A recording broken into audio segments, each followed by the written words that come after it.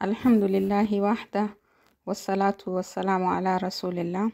Par la grâce d'Allah, nous allons pouvoir continuer notre explication des règles exemplaires des noms et des attributs d'Allah subhanahu wa ta'ala, suivant le livre du Cheikh Al-Uthaymin rahimahullah ta'ala, les règles exemplaires des noms et des attributs d'Allah. Le Cheikh rahimahullah ta'ala a divisé son livre en expliquant les règles en deux parties. D'abord, une partie qui concerne les noms d'Allah Azza wa Jal, donc les règles concernant les noms d'Allah Azza wa Jal, et une deuxième partie qui parle des règles concernant les attributs parfaits d'Allah Azza wa Jal. Nous avons vu donc 7 règles concernant les noms d'Allah Azza wa Jal. La première des règles, c'est que les noms d'Allah subhanahu wa ta'ala sont tous parfaits. Les noms d'Allah Azza wa Jal sont tous parfaits. Ils ont atteint l'extrême de la perfection parce qu'ils contiennent des attributs parfaits qui sont dénués de toute forme d'imperfection, que cette imperfection-là soit sous-entendue ou supposée. La deuxième règle que nous avons vue, c'est que les noms d'Allah subhanahu wa ta'ala sont à la fois des noms propres et des qualificatifs. Ce sont des noms propres qui convergent pour désigner Allah Azza wa Jal, et ce sont des qualificatifs qui divergent parce qu'ils contiennent des attributs qui sont différents. La troisième des règles nous indique comment se réalise la foi dans les noms d'Allah Azza wa Jal et ce que nous pouvons tirer de la connaissance des règles sur les noms et les attributs d'Allah Azza wa Jal. Les noms d'Allah, suivant leurs qualificatifs, sont de deux catégories. La première catégorie est la catégorie des noms d'Allah Azza wa Jal qui contiennent des attributs qui impactent autrui, qui impactent les créatures. Donc, en ce qui concerne ces noms-là, il y a 3 choses à faire. Il faut affirmer le nom à Allah Azza wa Jal. Il faut affirmer l'attribut qui est contenu dans ce nom-là à Allah Azza wa Jal. Et ensuite, affirmer le jugement sous-entendu par ce nom-là à la créature. Donc, affirmer l'impact que ce nom-là a sur la créature. La deuxième catégorie des noms d'Allah Azza wa Jal, c'est la catégorie des noms qui ne concernent qu'Allah tout seul. Donc, ce sont des noms qui contiennent des attributs intransitifs dont l'effet ne porte pas sur les créatures. Et dans ce cas-là, il convient d'observer 2 choses. Affirmer le nom à Allah Azza wa Jal et affirmer l'attribut qui est impliqué par ce nom-là à Allah Azza wa Jal.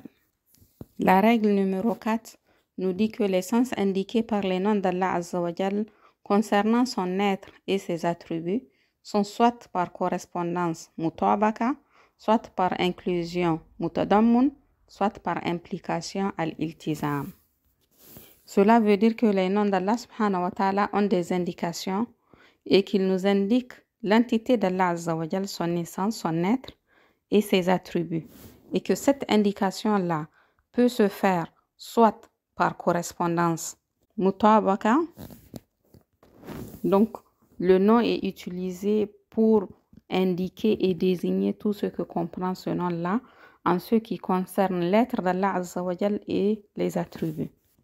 Soit par inclusion, cela veut dire que le nom est employé pour désigner une partie de ce qu'il englobe.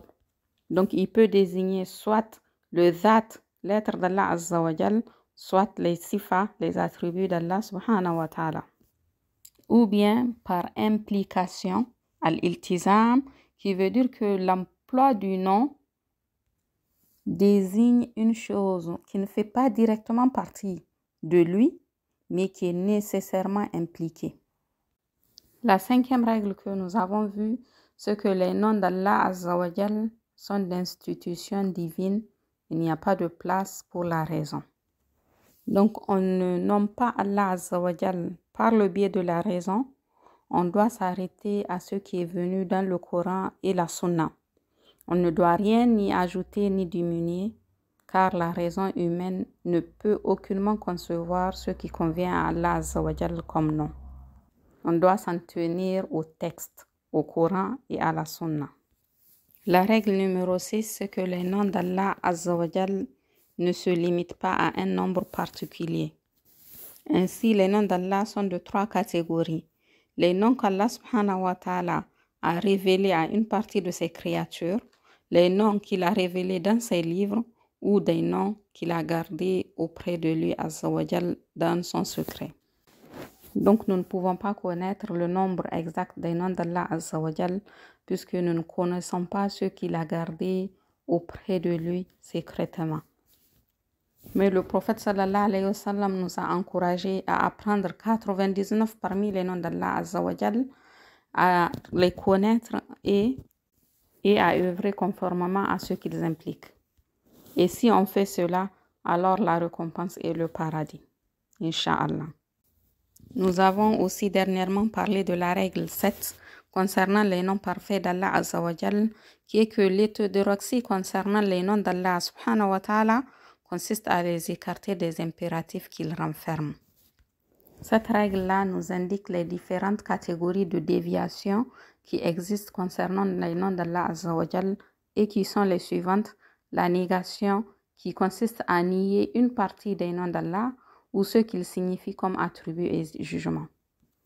La deuxième déviation consiste à faire de l'anthropomorphisme, qui est le fait de désigner les noms d'Allah azza wa jal comme ayant des attributs similaires à ceux des créatures.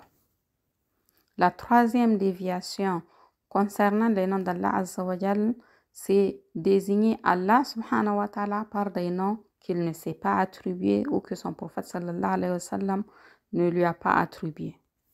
La quatrième déviation en ce qui concerne les noms d'Allah azza wa jal, c'est le fait de dériver à partir des noms d'Allah subhanahu wa ta'ala des noms d'idoles. Et faire al-ilhad dans les noms d'Allah azza wa jal est interdit sous toutes ses formes. Et Allah avertit et menace de châtiment tous ceux qui font al-ilhad. Qu'Allah subhanahu wa ta'ala nous protège et nous préserve de faire al-ilhad dans ses noms et ses attributs.